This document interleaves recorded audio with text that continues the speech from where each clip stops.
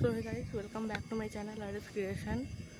আশা করি তোমরা সবাই ভালোই আছো, আমিও ভালো আছি। হ্যাপি গণেশ চতুর্থী। তো আজকে আমাদের শিবতলা মাঠে পুজো হয়েছে, সেটাই তোমাদের সাথে আর কি শেয়ার করছি। তো এমন হচ্ছে, পুরোটাই তোমরা বলবে। আস্তে আস্তে কথা বলছি কারণ জায়গাটা পুরো কেউ নেই আর কি বলতে গেলে, আর তাই আমরা আস্তে আস্তে কথা বলছি।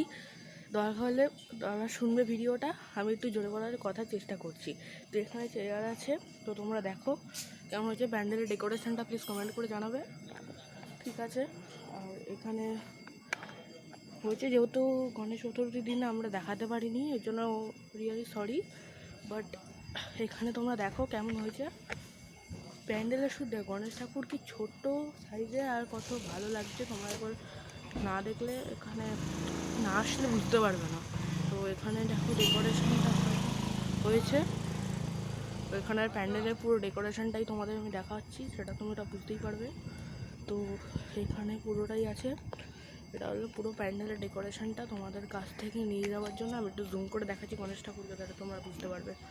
আমার ছোটোর মধ্যে গণেশ পুজো, মানে ছোটো মূর্তিরা দেখলে একেই তোমরা জানো ভালো হয় দেখতে।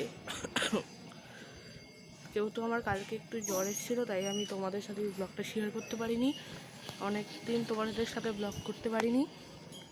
তো দেখো ছোটো ঠাকুর কতটাই না ভাল লাগে।